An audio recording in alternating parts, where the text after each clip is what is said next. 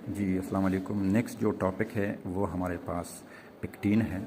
हम पिक्टीन के बारे में पढ़ेंगे। पिक्टीन ग्रीक वर्ड है जो निकला है पिक्टिकोस से, और इसका जो मतलब है पिक्टिकोस कैसे कहते हैं। पिक्टिकोस a Greek word which means congealed और कर्ड।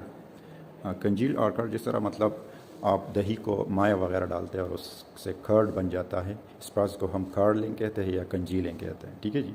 तो इसी तरह पिक्टिकोस भी जो ना पिक्टिक एसिड या पिक्टीन जो है हमारे पास ये भी कंजील्ड होता है, इसकी भी प्रिसिपिटेट बनते हैं, तो इसी वजह से इसको पिक्टीन कहा जाता है।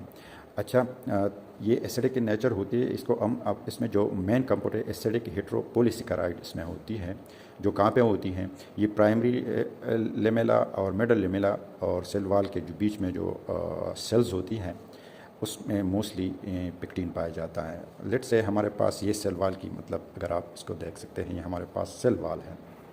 ठीक है जी।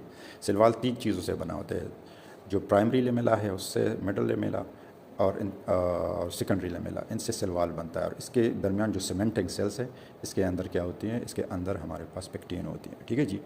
तो इसको आप इंट्रासेल्युलर सीमेंटिंग भी आप कह सकते हैं पिक्टीन को। ठीक है जी। इसके बायोलॉजिकल सोर्स में हमारे पास लेमन है। लेमन का जो बोटेनिकल ओरिजिन है that is called citrus lemon. Orange है हमारे पास, ऑरेंज का बायोलॉजिकल ओरिजिन सिट्रस अरियंथियम है। इसके अलावा एप्पल है, एप्पल का बायोलॉजिकल ओरिजिन जो है दैट इज़ पायरस मेलस है। और पपाया है, पपाया को खरीका पपाया भी हम कह सकते हैं, बोटेनिकल ओरिजिन या बोटेनिकल नाम इसका खरीका पपाया है। इसी तरह अमरूद है जिसको गवावा कहते हैं या बाद लोग इसको गावा भी कहते हैं, तो इसका जो बोटेनिकल नेम है दैट इज़ सीडियम गोवाजावा। इसी तरह मैंगो है हमारे पास, जो मैंगो का उसका जो छिलका वगैरह होता है उसका ये रिच सोर्स है। उसको जो मैंगो का बोटेनिकल नेम है दैट इज़ मैग्नीफेरा इंडिका। ठीक है जी। तो ये इसके बायोलॉजिकल सोर्स या हैबिटेट है कि यहाँ पर इन चीज़ों में जो है ना मोस्टली हमारे पास पिक्टीन होता है। ठीक है जी। जोग्राफिकल सोर्स में ये मोस्टली हिमालय में पाए जाते हैं ये फ्रूट वगैरह, या हम कैलिफोर्निया में, पाकिस्तान में ऑरेंज, दुनिया में सबसे ज़्यादा पाकिस्तान में ऑरेंज पाया जाता है, मतलब ये कल्टिवेट होते हैं। और इसकी करेक्टरिस्टिक जो है ये येलो इन कलर है, येलोविश कलर में भी हो सकता है। इसके क्रीम पाउडर, ये हम किस चीज़ की बात कर रहे हैं, ये हम पिक्टीन की बात कर रहे हैं। करेक्टरिस्टिक पिक्टीन की जो करेक्टरिस्टिक है या जो इसकी खसूसियात हैं, ये येलोविश इन कलर होता है, क्रीम पाउडर भी हो सकती है। इसका जो स्मेल वगैरह नहीं होता है, ऑर्डरलेस होता है। टेस्ट इसका जो है ना म्यूसिलीजेनियस होता है। एसिड लाइक टेस्ट इसका होता है। हाइग्रोस्कोपिक है, मतलब ये मॉइस्चर वगैरह को एब्जॉर्ब करते हैं और सॉल्युबल इन वाटर है। ठीक है जी। अब पिक्टीन की प्रिपरेशन के बारे में हम पढ़ेंगे। तो सिंपल प्रिपरेशन है इसकी कि हम पिक्टीन को जो है ना किससे ऑब्टेन करते हैं या कलेक्ट करते हैं, फ्रूट से।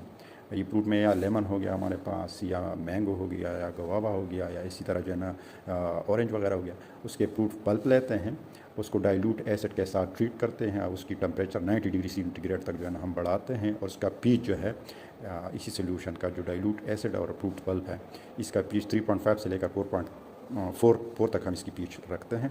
अब इसे ये जो हमारे पास हीटेड सोल्यूशन बन जाएगा, अब इसी हीटेड सोल्यूशन को हम फ़िल्टर करेंगे, कूल करके फ़िल्टर करेंगे और बाद में इसके जो फिल्ट्रेट आते हैं उसको अल्कोहल के साथ ट्रीट करेंगे, तो हमारे पास पिक्टीन के प्रिसिपिटेट बन जाएंगे। मतलब इसमें से पिक्टीन प्रिसिपिटेटेड आउट हो जाएंगे।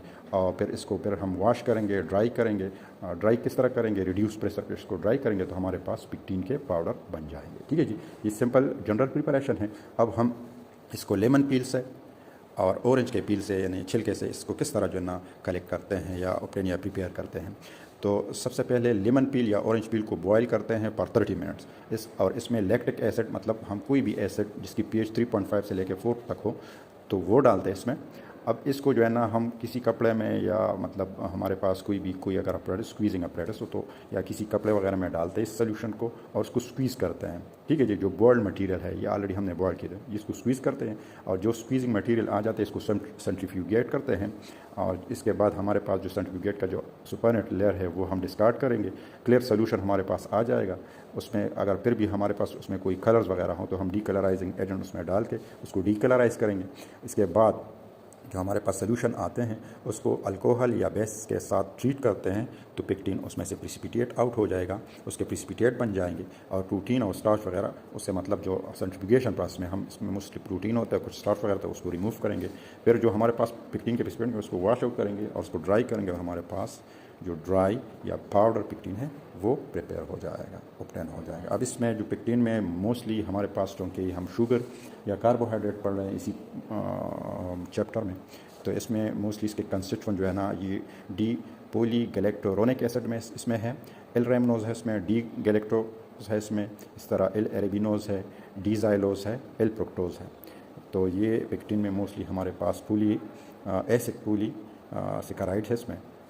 यूज़ इसके जो एज ए एमल्सिफाइंग एजेंट इसको यूज़ करते हैं, जेलिंग एजेंट इसको यूज़ करते हैं, टेकनिंग एजेंट, एंटी डायरिया मतलब डायरिया वगैरह के लिए भी जो है ना इसको यूज़ कर सकते हैं।